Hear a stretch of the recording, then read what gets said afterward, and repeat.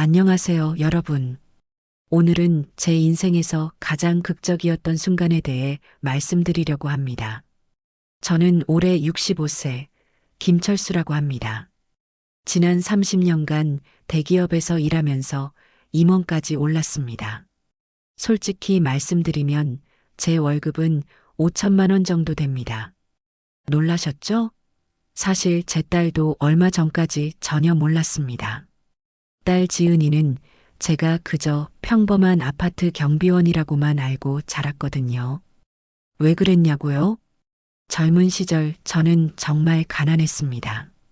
아내가 지은이를 낳고 세상을 떠났을 때 갓난아기를 안고 막막했던 그 순간을 아직도 기억합니다. 혼자서 딸을 키우면서 밤낮으로 일했습니다.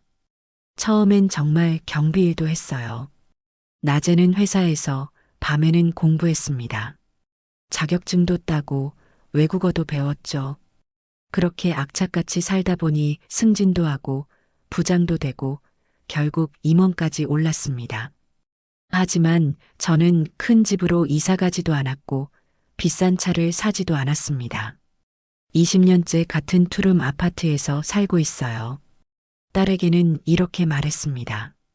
아빠는 아파트 경비일에. 거짓말은 아니었어요. 예전에 정말 그 일을 했었으니까요. 단지 지금은 아니라는 것만 말하지 않았을 뿐이죠. 왜 그랬냐고요? 딸이 제 돈에 기대지 않고 스스로 노력하는 사람으로 자라길 바랐기 때문입니다. 그리고 실제로 지은이는 장학금으로 대학을 졸업하고 자기 힘으로 직장도 구했습니다. 2년 전에는 괜찮아 보이는 남자와 결혼도 했어요. 사위 이름은 준호. 대기업에 다니는 성실한 청년이었습니다. 그런데 준호 부모님이 문제였어요. 제 낡은 옷차림을, 제 거친 손을 보시면서 말이죠. 경비원이시라고요? 그 목소리에 담긴 실망감을 저는 느낄 수 있었습니다. 그래도 딸이 행복하면 됐다고 생각했어요. 제가 누군지는 중요하지 않다고 여겼습니다. 그러던 어느 날이었습니다. 딸에게서 전화가 왔어요. 아빠, 준호 씨 부모님께서 아버지를 꼭 뵙고 싶대요. 토요일에 한정식 집에서 저녁 식사 예약했어요. 수정궁.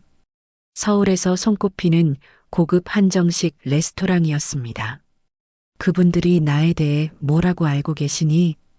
짧은 침묵이 흘렀습니다. 아빠가 경비일하시고 검소하게 사신다고 말씀드렸어요. 그 검소하게라는 단어가 묘하게 들렸습니다. 마치 변명 같았어요. 전화를 끊고 나서 저는 생각에 잠겼습니다. 제 아파트를 둘러봤어요. 편안하지만 화려하지 않은 곳. 벽에는 비싼 그림도 없고 명품 가구도 없었습니다. 그때 한 가지 생각이 떠올랐습니다. 사돈들이 가난한 경비원을 만나길 기대한다면 그런 모습을 제대로 보여드릴까? 위험한 생각이었지만 거부할 수 없었습니다. 그들이 자신들보다 못하다고 여기는 사람을 어떻게 대하는지 보고 싶었어요. 토요일이 왔습니다. 저는 옷장 깊숙한 곳에서 가장 수수하고 오래된 옷을 꺼냈습니다. 거울을 보니 정말 고단한 인생을 살아온 늙은 경비원 같았습니다. 하지만 주머니에는 제 블랙카드를 숨겨뒀어요. 거의 무제한 한도를 가진 법인카드였습니다. 만약을 위한 준비였죠. 택시가 저녁 8시 정각에 수라운 앞에 저를 내려줬습니다. 하얀 장갑을 낀 도어맨이 문을 열어줬는데 제 차림새를 보더니 미소가 굳어지더군요. 시작됐구나. 안으로 들어서니 크리스털 샹들리에가 빛나고 우아한 사람들이 조용히 대화를 나누고 있었습니다. 저 멀리 딸 지은이가 보였습니다. 테이블에는 사돈 부부가 앉아 계셨습니다. 제가 다가가자 주변 손님들이 저를 쳐다보기 시작했습니다. 저는 그런 시선들을 오래 경험해 왔습니다. 기업 세계에서 사람을 읽는 건 필수 능력이니까요. 아버지 오셨네요. 지은이가 긴장된 목소리로 말하며 저를 뻣뻣하게 안았습니다. 딸의 몸이 떨리는 게 느껴졌어요. 그래, 이런 자리 어떻게 안 오겠니? 사돈 부부를 소개받았습니다. 최진석 회장과 윤서연 여사. 최 회장은 부동산 사업으로 크게 성공한 사람이었고, 윤 여사는 각종 자선단체 이사로 활동하는 사교계 명사였습니다. 최 회장이 손을 내밀었는데 힘없이 짧게만 잡더군요. 마치 더러운 걸 만지는 것처럼요. 윤 여사는 고개만 까딱하며 저를 훑어봤습니다. 3초 만에 평가가 끝났죠. 그녀의 입꼬리가 살짝 내려갔습니다. 앉으세요. 윤 여사가 자신에게서 가장 먼 자리를 가리키며 말했습니다. 저는 자리에 앉아 테이블을 둘러봤어요. 은식기, 크리스털 잔, 고급 냅킨, 중앙에 난초 장식까지 모든 게 완벽하고 계산적이었습니다. 웨이터가 메뉴판을 가져왔습니다. 저는 일부러 메뉴판을 보며 어려워하는 척했어요. 한자도 많고 영어 이름도 복잡해 보이는 척하면서요. 이게 다 뭔지 잘 모르겠네요. 자신감 없는 목소리로 중얼거렸습니다. 윤 여사와 최 회장이 재빨리 눈빛을 교환했습니다. 제가 주문해 드릴까요? 그래 주시면 고맙죠. 저는 고개를 숙이며 대답했습니다. 윤 여사는 웨이터를 불러 저를 위해 주문했습니다. 전체는 간단한 샐러드로 주시고 메인은 닭가슴살로 주세요. 그리고 목소리를 낮춰서 하지만 제가 충분히 들을 수 있을 만큼의 크기로 말했습니다. 메뉴에서 가장 저렴한 걸로요. 딸 지은이는 불편한 표정을 지으며 메뉴판만 뚫어지게 쳐다봤습니다. 그렇게 제 인생에서 가장 많은 것을 드러낸 밤이 시작됐습니다. 와인이 따라졌습니다. 최 회장이 병당 30만 원이라고 굳이 언급한 비싼 보르도 와인이었죠. 윤 여사가 잔을 들어 건배를 제의했습니다. 가족을 위하여. 그리고 새로운 인연을 위하여. 인연이라는 단어 앞에 미묘한 망설임. 그것은 의도적이었습니다. 저는 이미 가족의 일원으로 여겨지지 않는다는 게 분명했어요. 여러분, 이 이야기가 궁금하시다면 구독 버튼을 눌러주세요. 과연 저는 끝까지 경비원 행세를 계속할 수 있었을까요? 아니면 중간에 정체가 탄로났을까요? 초반 대화는 예상대로였습니다. 제 직업, 생활, 아파트에 대한 피상적인 질문들이 오갔어요. 그래서 경비 일을 하신다고요? 윤 여사가 한우 스테이크를 우아하게 자르며 물었습니다. 네, 같은 아파트 단지에서 오래 일했습니다. 흥미롭네요. 전혀 관심 없다는 투였죠. 일은 괜찮으세요? 뭐 먹고는 살아야죠.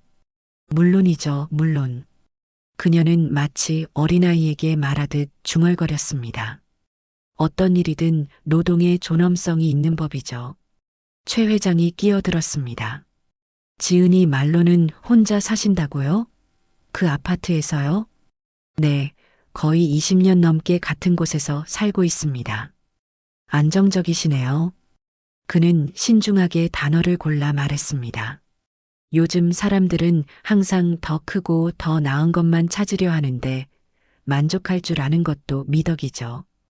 그들의 태도는 명백했습니다. 당신은 분수를 지키는 사람이군요. 좋습니다. 그렇게 계속 분수를 지키고 사세요. 그런 메시지였어요. 전체 요리가 나왔습니다.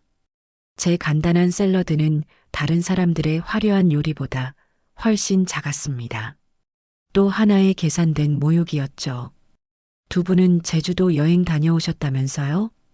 제가 화제를 돌려보려고 물었습니다. 윤 여사의 얼굴이 환해졌습니다.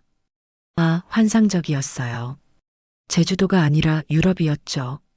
제주도에 우리 별장이 있거든요. 크진 않지만 방 5개짜리에 바다 전망이 기가 막혀요.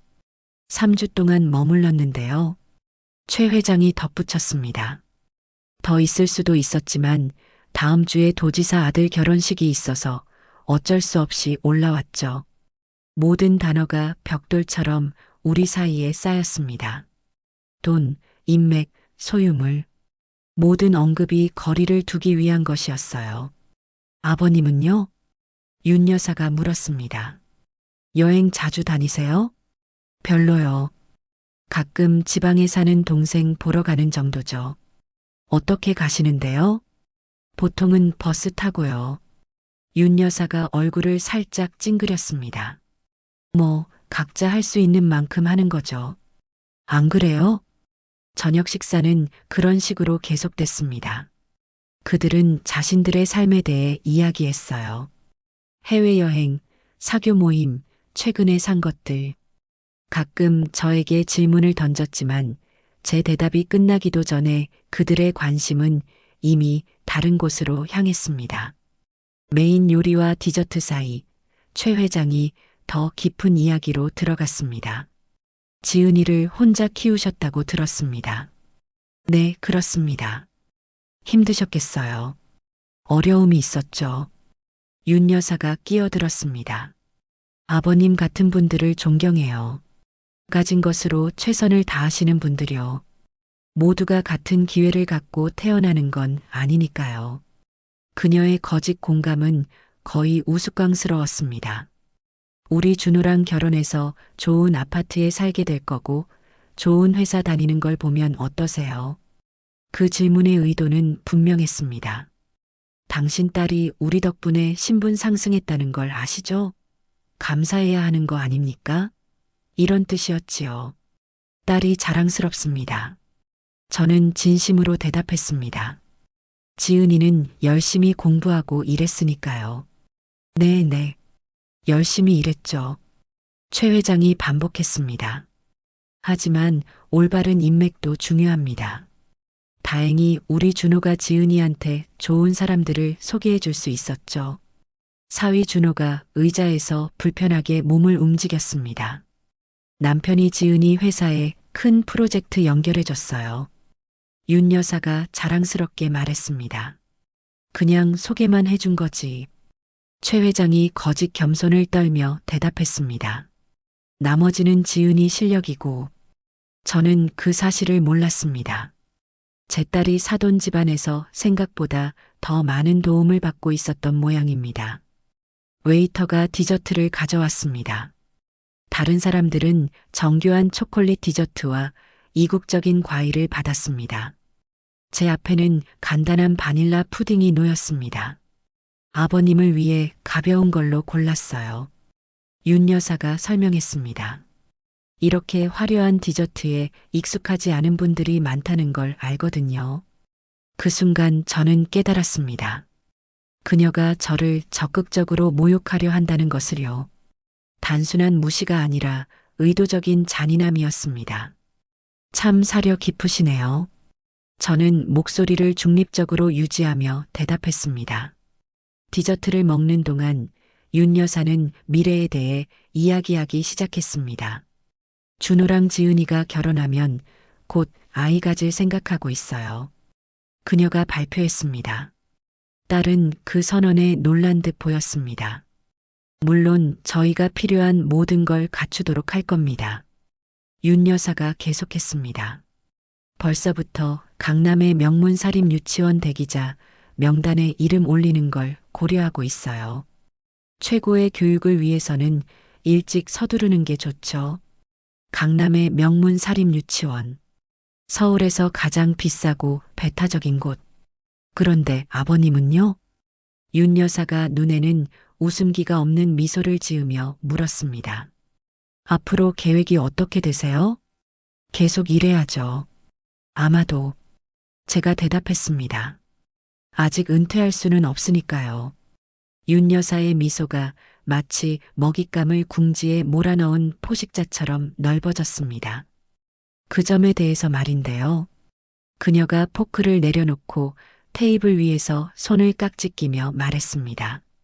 남편과 제가 이야기를 나눠봤는데 아버님이 걱정되더군요. 테이블의 분위기가 즉시 바뀌었습니다. 최 회장은 마치 논리를 전개하려는 듯 허리를 폈습니다. 사위는 혼란스러운 듯 딸을 쳐다봤습니다. 딸은 시선을 피하며 무릎 위 냅킨만 쳐다봤습니다. 그녀는 무슨 일이 벌어질지 알고 있었습니다. 저를 걱정하신다고요? 저는 순진한 표정을 유지하며 물었습니다. 네. 윤 여사가 거짓 모성의 톤으로 말을 이었습니다. 보세요, 아버님. 우리 모두 나이를 먹잖아요.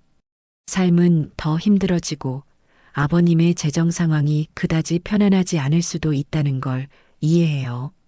최 회장이 심각하게 고개를 끄덕였습니다. 생활비는 계속 오르기만 하죠. 의료비, 주거비 모든 게 비싸져요. 그리고 자원이 제한된 분에게는 이것이 미래의 준호와 지은이에게 부담이 될까봐 걱정됩니다. 윤 여사가 말을 마쳤습니다. 아, 그래서였군요. 이 저녁 식사의 진짜 목적이 드러나기 시작했습니다. 윤 여사가 마치 어린아이에게 말하듯 설명했습니다. 아버님에 대해 책임감을 느낄 겁니다. 그건 훌륭한 일이지만 남편과 저는 그것이 준하와 지은이가 함께 만들어가는 삶에 방해가 되기를 원치 않아요. 엄마, 제발요. 준호가 눈에 띄게 불편해하며 끼어들었습니다. 내장인 어른도 우리가 모두 걱정하고 있다는 걸 이해하실 거야. 저는 침묵을 지키며 그들이 자신들의 의도를 완전히 드러내도록 내버려 두었습니다. 저희가 제안하고 싶은 것은요. 최 회장이 대화의 주도권을 잡으며 계속했습니다. 모두에게 이익이 되는 합의입니다. 어떤 종류의 합의 말씀이시죠? 제가 물었습니다. 소에게 재정 지원이죠. 그가 마치 큰 호의를 베푸는 것처럼 말했습니다. 저희가 아버님께 매달 약간의 용돈을 드릴 수 있습니다. 아버님 수입에 보탬이 되고 아이들에게 손 벌리지 않고도 필요한 것을 가질 수 있도록 보장해 드릴 수 있죠. 윤 여사가 활짝 웃었습니다. 저희는 월 50만 원 정도를 생각하고 있었어요. 저희에겐 큰 돈이 아니지만 아버님께는 상당한 차이를 만들 거라고 생각해요. 저는 웃음을 참기 위해 거의 안간힘을 써야 했습니다. 50만 원. 제가 생각 없이 한 번에 비즈니스 저녁 식사에 쓰는 돈이었습니다. 그리고 그 대가로요? 제가 물었습니다. 항상 대가가 있기 마련이니까요. 윤 여사의 미소가 살짝 흔들렸습니다. 정확히는 교환이 아니라 상호 이해에 가깝죠. 어떤 종류의 이해 말씀이신데요?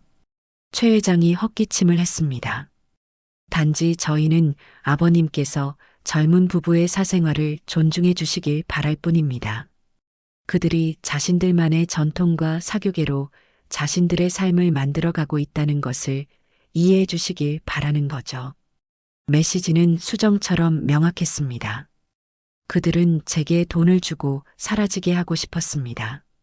제 부적절한 존재로 사위와 딸의 우아한 삶에 창피를 주지 않도록 말이죠. 구독과 좋아요 버튼을 눌러주시고 계속해서 어떤 일이 벌어지는지 지켜봐 주세요. 다시 말해. 제가 천천히 번역했습니다. 제가 거리를 두길 원하시는군요. 윤 여사는 감히 모욕당한 척했습니다. 아니에요, 아니에요. 그런 게 아니에요. 저희는 단지 모두가 이 새로운 가족 관계에서 각자의 적절한 자리를 찾길 바랄 뿐이에요. 물론 아버님은 항상 지은이의 아버지이실 겁니다. 하지만 이제 저희 세계로 들어오면서 어떤 기대치, 어떤 기준이 있다는 거죠. 웨이터가 다가와 커피를 원하는지 물었습니다. 최 회장은 제게 묻지도 않고 모두에게 에스프레소를 주문했습니다. 그날 밤 전체를 요약하는 작은 행동이었습니다. 제 취향, 제 의견, 제 바람은 무관했습니다. 커피를 기다리는 동안 윤 여사는 이 합의가 어떻게 이루어질지, 어떻게 제 계좌로 돈을 조심스럽게 이체할 수 있는지, 제가 그 돈으로 어떻게 삶의 질을 향상시킬 수 있는지 자세히 설명했습니다. 아마도 더 좋은 옷을 사거나, 그녀는 제 낡은 셔츠를 의미심장하게 쳐다보며 말했습니다. 커피가 나왔습니다. 저는 쓴 에스프레소를 한 모금 마시고 잔을 접시에 부드러운 소리를 내며 내려놓았습니다. 결정을 내릴 시간이었습니다. 저는 이 연극을 계속할 수도 있었습니다. 그들의 관대함에 겸손하게 감사하고 그들의 위장된 뇌물을 받고 떠날 수도 있었습니다. 아니면 지금 바로 이 연극을 끝낼 수도 있었습니다. 저는 제 딸을 보았습니다. 그녀의 얼굴에는 당혹감, 혼란, 불편함이 뒤섞여 있었습니다. 사위 준호를 보았습니다. 그는 두 세계 사이에 끼어 있었습니다. 장인에 대한 존경심과 새 가족을 기쁘게 하고 싶은 욕망 사이에서 말이죠. 최 회장과 윤 여사를 보았습니다. 그들은 자신들의 우월감에 너무나 자신만만했고 다른 사람들의 삶을 자신들의 편의에 맞게 재편할 권리가 있다고 확신하고 있었습니다. 결정은 내려졌습니다. 월 50만 원이라 제가 생각에 잠긴 듯 말했습니다. 흥미로운 제안이네요. 윤 여사가 승리의 미소를 지었습니다. 그렇게 생각하신다니 기쁘네요. 궁금한 게 있는데요. 제가 계속했습니다. 어떻게 그 특정 금액에 도달하셨나요? 어떤 생활비 계산에 근거한 건가요? 최 회장은 그 질문에 약간 짜증이 난 듯 보였습니다. 저희가 적절하다고 관대하다고 생각한 금액입니다. 그렇군요. 제가 대답했습니다. 그럼 애들 신혼집 계약금으로는 얼마를 주셨나요? 제가 알기론 그 아파트 단지 시세가 8억 원 정도 하던데요. 맞죠? 윤 여사는 화제가 바뀐 것에 놀라 눈을 깜빡였습니다. 4억 원을 줬어요. 결혼 선물로요. 4억 원이요. 제가 반복했습니다. 그리고 신혼여행은요?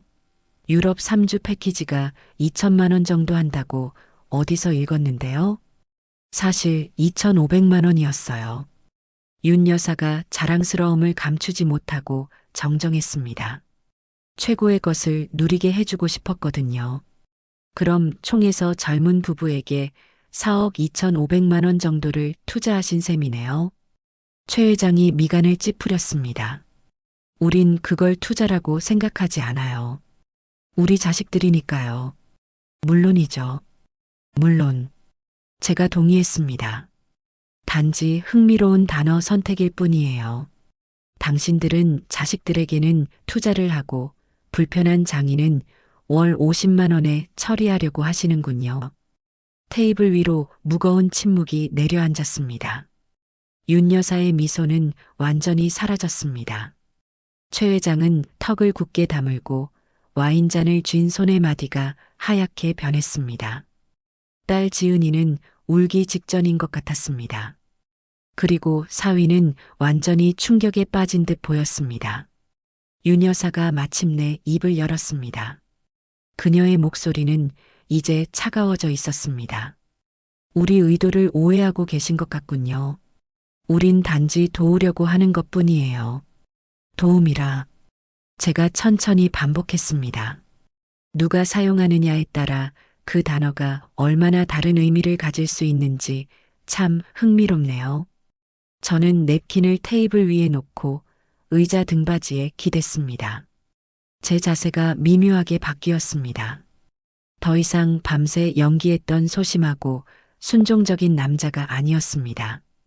이제 어깨는 펴지고 턱은 살짝 들렸으며 눈은 그들의 눈을 똑바로 응시하고 있었습니다. 제가 이야기를 하나 해드리죠. 제 목소리는 조용했지만 단호했습니다. 당신들이 안다고 생각하지만 실제로는 전혀 모르는 한 남자에 대한 이야기입니다. 사돈들은 혼란스러운 시선을 교환했습니다. 딸은 저를 유심히 지켜보고 있었습니다. 그 남자는 30년 전 한 대기업의 말단 계약직 사원으로 시작했습니다.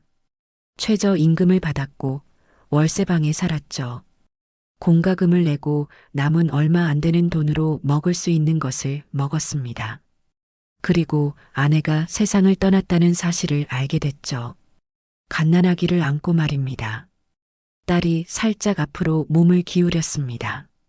이야기의 그 부분은 알았지만 아마 세부 사항은 몰랐을 겁니다. 그는 완전히 혼자였습니다. 윤 여사는 잠시 불편해 보였습니다. 마치 그렇게 개인적인 세부 사항을 예상하지 못했다는 듯이 말이죠. 그는 출산 후 2주 만에 일터로 복귀했습니다. 낮에는 회사에서 일하고 밤에는 아기를 돌보고 새벽에는 공부를 했죠. 야간 과정, 자격증, 공공도서관에서 배운 외국어. 이 모든 것을 혼자 딸을 키우면서 해냈습니다. 저는 잠시 말을 멈추고 물을 한 모금 마셨습니다. 그 남자는 회사에서 승진했습니다.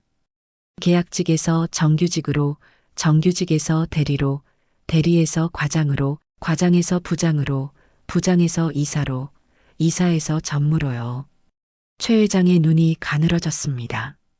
윤 여사는 이 이야기로 제가 무엇을 말하려는지 이해하려는 듯 여러 번 눈을 깜빡였습니다.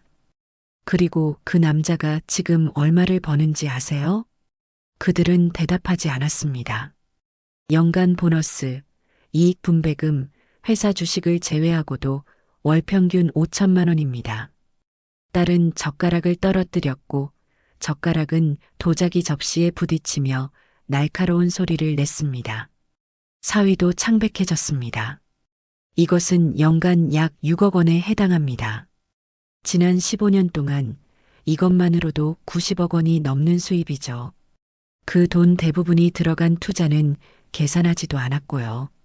윤 여사는 입을 몇 번 열었다 닫았지만 소리를 내지 못했습니다. 아버지, 지은이가 거의 속삭이듯 말했습니다. 무슨 말씀이세요? 저는 그녀에게 부드럽게 미소 지었습니다. 내 아버지는 시부모님이 생각하는 그런 사람이 아니란다. 내가 생각하는 그런 사람도 아니고 아버지가 한 달에 5천만 원을 버신다고요? 그녀가 믿을 수 없다는 듯 물었습니다. 거의 15년 동안 제가 확인시켜 주었습니다. 그전에는 조금 덜 벌었지. 아마 3천, 4천만 원 정도. 최 회장이 목소리를 되찾았습니다. 말도 안 돼. 당신이 그만큼 번다면 그런 아파트에 살 리가 없어. 그렇게 입지도 않을 테고. 네, 이렇게 입지는 않겠죠. 제가 낡은 셔츠를 가리키며 말을 마쳤습니다. 아, 하지만 이건 오늘만을 위한 것이었어요. 일종의 사회적 실험이라고 할까요?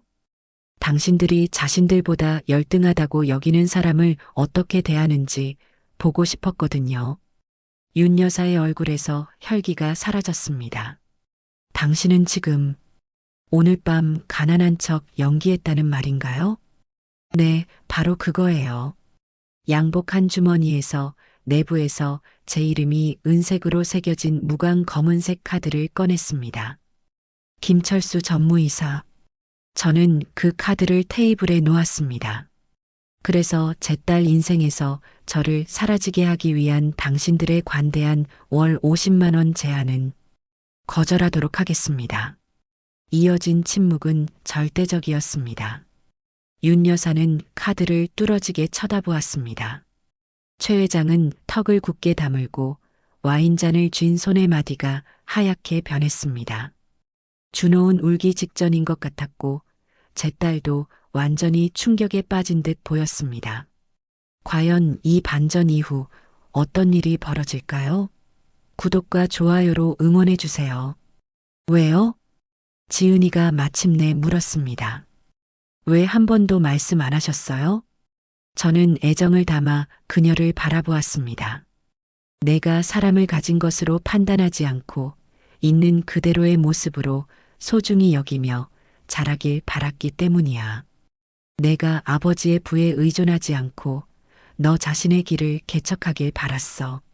노동의 가치, 끈기, 겸손의 가치를 이해하길 바랐단다. 하지만 몇 년 동안이나 민지가 말을 이었습니다. 제가 아버지를 평범한 경비원으로 생각하게 두셨잖아요. 그래. 그리고 지금의 너를 보렴. 저는 부드럽게 말했습니다. 장학금으로 졸업하고 너 자신의 경력을 쌓고 있잖니?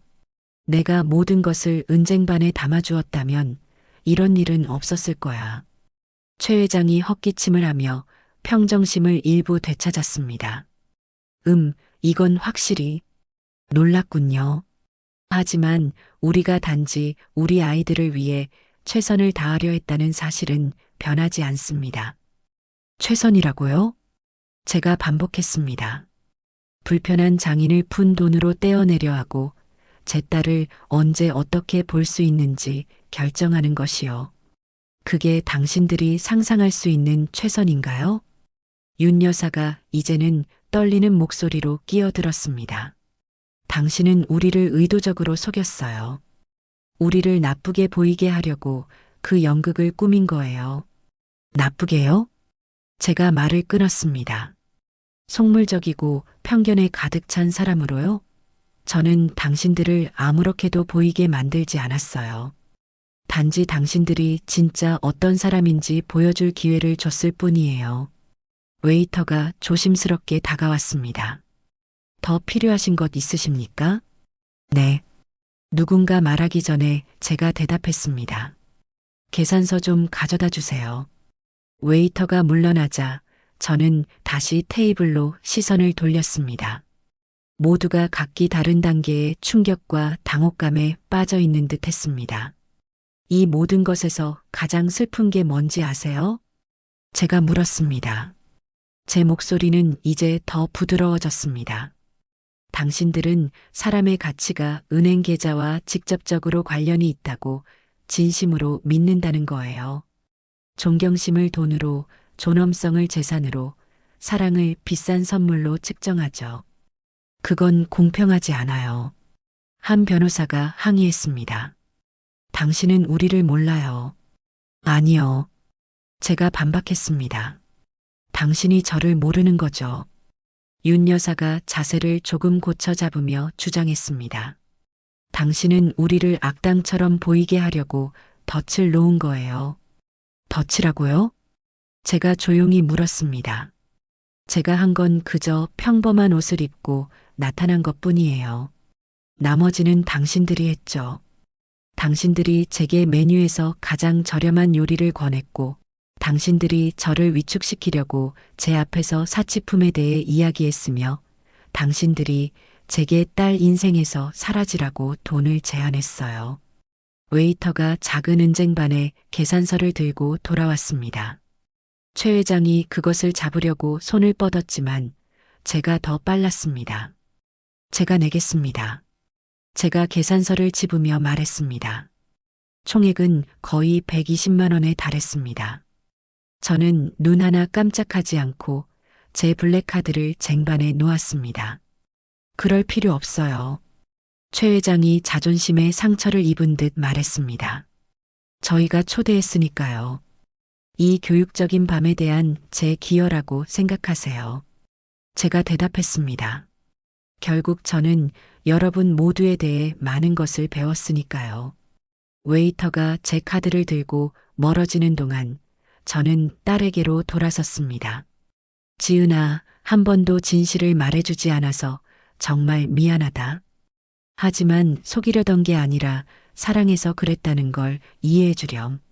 내가 오늘날의 너처럼 근면하고 책임감 있고 독립적인 사람이 되길 바랐어.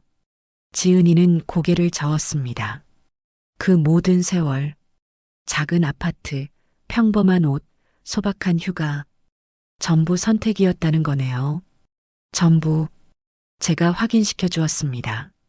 나 혼자 살기 위해 큰 집이 필요하지 않았어. 성취감을 느끼기 위해 명품 옷이 필요하지 않았어. 가치를 갖기 위해 부를 과시할 필요가 없었단다. 윤 여사가 마른 웃음을 터뜨렸습니다. 참 편리하네요. 마치 겸손의 성인인 척하지만 실제로는 수십 년 동안 자기 딸을 속인 것뿐이잖아요. 저는 그녀를 차분하게 바라보았습니다. 우리 둘의 차이점은 당신은 돈을 사람들을 통제하는 데 사용하고 저는 사람들을 자유롭게 하기 위해 제 신중함을 사용했다는 거예요. 웨이터가 제 카드와 영수증을 들고 돌아왔습니다. 저는 서명하고 넉넉한 팁을 남겼습니다. 당신들이 제안한 합의에 대해서 말인데요. 제가 카드를 챙기며 계속했습니다. 제가 역제안을 하나 하죠. 당신들이 재정적으로 부족한 사람을 진정한 존경심으로 대했던 적이 단 한 번이라도 있다면 제가 지금 당장 1,000만 원을 드리겠습니다. 최 회장은 분노로 얼굴이 붉어졌습니다. 윤 여사는 입술을 굳게 다물었습니다. 그럴 줄 알았어요. 제가 부드럽게 말했습니다. 지은아, 대화할 준비가 되면 어디로 와야 하는지 알지? 난 항상 널 위해 그 자리에 있을 거야. 조건 없이, 합의 없이, 조종 없이, 오직 진정한 사랑만으로. 준호가 마침내 입을 열었습니다. 그의 목소리는 거의 들리지 않았습니다. 장인어른, 저는 돈에 대해서, 오늘 밤 일에 대해서 몰랐어요. 믿어주세요. 저는 몰랐어요. 저는 그의 진심을 판단하려 했으며 그를 바라보았습니다. 그의 눈에는 부끄러움이 있었지만 혼란도 있었습니다. 그게 사실이길 바란다. 제가 대답했습니다. 그리고 오늘 밤이 너에게도 교육적이었기를 바란다. 저는 떠나기 위해 몸을 돌렸습니다. 그러다 멈춰서 마지막으로 한 번 더 돌아보았습니다. 아, 그리고 한 가지는 맞으셨어요. 돈은 중요하죠. 하지만 당신들이 생각하는 방식으로는 아니에요. 돈의 진정한 가치는 그것이 제공하는 자유에 있습니다. 자신의 가치관에 따라 살 자유, 다른 사람에게 통제받지 않을 자유, 인정을 바라지 않고 도울 수 있는 자유 말이에요. 그 모든 부를 가지고도 당신들이 여전히 너무나 가난하다는 게 안타까울 뿐이네요. 그 말을 남기고 저는 우아한 레스토랑을 가로질러 고개를 든 채 걸어 나갔습니다. 저를 따르는 시선들을 느꼈습니다. 더 이상 제 평범한 옷에 대한 경멸의 시선이 아니라 방금 120만 원짜리 계산서를 지불하고 위험을 지닌 채 나가는 남자에 대한 호기심의 시선이었습니다. 보도에 도착했을 때 저는 밤 공기를 깊이 들이마셨습니다. 몇 년 만에 처음으로 저는 완전히 노출되었고 완전히 자유로워진 기분이었습니다. 이 극적인 반전 이후 가족들은 어떻게 변화했을까요? 계속해서 지켜봐 주세요. 1시간 후 택시는 저를 제 아파트 건물 앞에 내려주었습니다. 택시비를 내고 소박하지만 잘 관리된 로비로 들어섰습니다. 야간 경비원인 김 선생님이 늘 그렇듯 저를 맞이했습니다. 안녕히 주무세요. 괜찮으세요? 네. 괜찮아요, 김 선생님. 많은 것을 깨닫게 된 밤이었어요. 그는 제 말 뒤에 숨은 진짜 의미를 이해하지 못한 채 미소를 지으며 신문으로 돌아갔습니다. 낡은 엘리베이터를 타고 8층으로 올라가 제 아파트로 들어갔습니다. 문을 닫자마자 그날 밤의 무게가 어깨를 짓누르는 것을 느꼈습니다. 집에 들어서자마자 핸드폰이 울렸습니다. 지은이었습니다. 아빠, 딸의 목소리는 떨리고 있었습니다. 말해보렴. 죄송해요. 정말 죄송해요. 전화 너머로 흐느끼는 소리가 들렸습니다. 아빠가 그렇게 힘들게 저를 키우셨는데 제가 아빠를 부끄러워했어요. 시부모님 앞에서 아빠를 변명하고 아빠의 직업을 숨기려 했어요. 지은아, 저는 부드럽게 말했습니다. 넌 잘못한 게 없어. 내가 처한 상황에서 최선을 다한 거야. 아니에요, 아빠. 저는 아빠를 있는 그대로 자랑스러워 했어야 했어요. 아빠가 경비원이든 임원이든 상관없이요. 그 말에 제 눈가가 뜨거워졌습니다. 그 깨달음만으로도 충분하단다. 내가 그걸 이해했다는 것만으로도. 준호도 정말 미안해한다고 전해달래요. 부모님께 실망했대요. 자기도 몰랐다고, 만약 알았다면 절대 그런 자리를 만들지 않았을 거라고. 알아. 준호의 눈빛을 봤어. 그 친구는 괜찮은 사람이야. 짧은 침묵이 흘렀습니다. 아빠, 내일 아파트로 가도 될까요? 준호랑 같이요.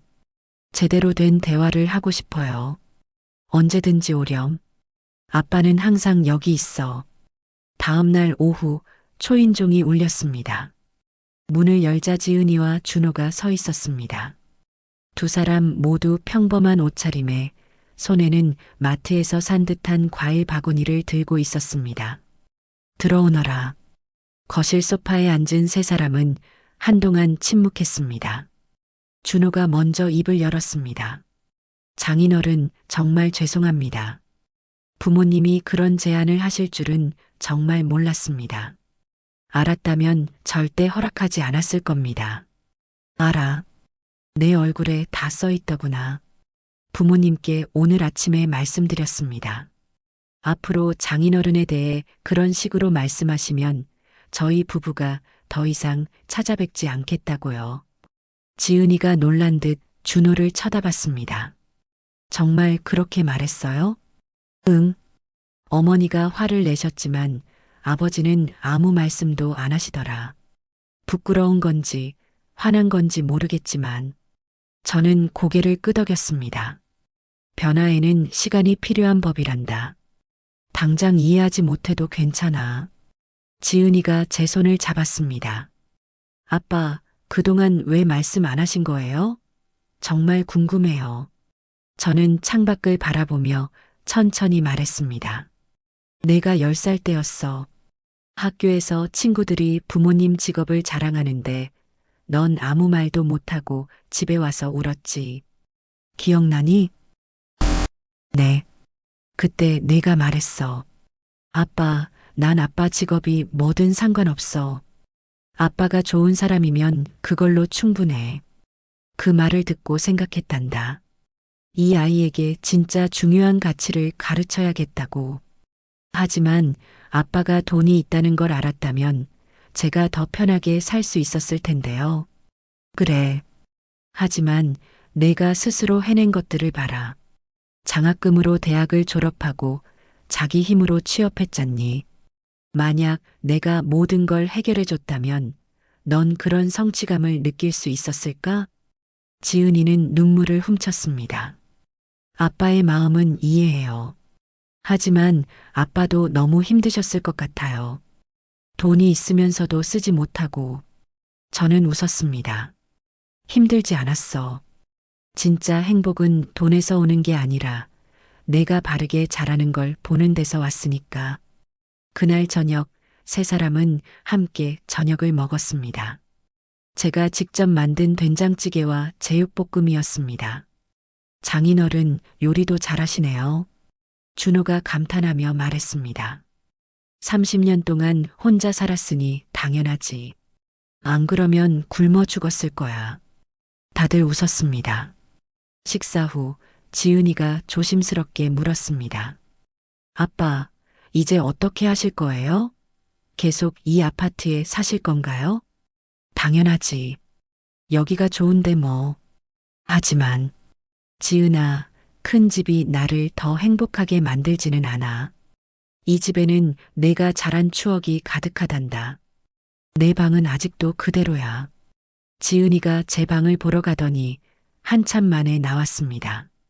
손에는 어릴 적 사진첩을 들고 있었습니다. 이것들 다 간직하고 계셨네요. 내 인생의 모든 순간이 여기 있지. 첫 돌, 입학식, 졸업식. 아빠에겐 이게 제일 소중한 재산이란다. 한 달이 지났습니다. 준호의 부모님으로부터 연락이 왔습니다.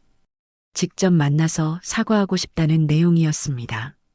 이번에는 고급 레스토랑이 아닌 제 아파트 근처 작은 한식당에서 만났습니다. 최 회장과 윤 여사는 이전과는 완전히 다른 모습이었습니다. 화려한 옷 대신 평범한 차림이었고 고개를 숙인 채 들어왔습니다. 김 전무님, 최 회장이 정중하게 인사했습니다. 그날은 정말 죄송했습니다. 변명의 여지가 없습니다. 윤 여사도 고개를 숙였습니다. 제가 너무 교만했습니다. 사람을 겉모습으로만 판단했어요. 고개 드세요. 저는 부드럽게 말했습니다. 저도 방법이 좀 극단적이었던 것 같습니다. 하지만 진심을 보고 싶었어요. 이해합니다. 그리고 감사합니다. 최 회장이 말했습니다. 덕분에 많은 것을 깨달았습니다. 우리가 얼마나 오만했는지, 무엇이 정말 중요한지. 대화는 2시간 넘게 이어졌습니다. 서로의 삶에 대해, 가치관에 대해, 그리고 앞으로 가족으로서 어떻게 지낼지에 대해. 헤어질 때 윤 여사가 말했습니다. 다음엔 저희 집으로 초대하고 싶습니다. 하지만 화려한 만찬이 아니라 제가 직접 만든 소박한 저녁으로요. 좋습니다. 기대하겠습니다. 그날 밤 집으로 돌아온 저는 발코니에 서서 도시의 야경을 바라봤습니다. 30년 전 갓난아기를 안고 막막했던 그때, 악착같이 일하고 공부하며 하루하루를 버텼던 그 시간들, 딸이 자라는 모습을 지켜보며 느꼈던 벅찬 감정들, 모든 것이 이 순간을 위한 것이었습니다. 핸드폰이 울렸습니다. 지은이의 문자였습니다. 아빠 사랑해요. 세상에서 제일 존경해요. 아빠의 딸이어서 자랑스러워요. 저는 미소를 지으며 답장을 보냈습니다. 나도 사랑한다. 내가 내 딸이어서 자랑스럽다. 언제나. 진짜 부는 통장 잔고가 아니었습니다. 사랑하는 사람들과 함께하는 이 순간들, 서로를 이해하고 존중하는 이 관계들. 그것이 제가 평생 모아온 진짜 재산이었습니다. 그리고 그것은 그 어떤 돈으로도 살 수 없는 것이었습니다. 여러분, 이 이야기가 마음에 드셨다면 구독과 좋아요, 댓글로 소감도 부탁드립니다. 진정한 가치가 무엇인지, 사람을 어떻게 대해야 하는지에 대해 함께 생각해 볼 수 있는 시간이었기를 바랍니다. 감사합니다.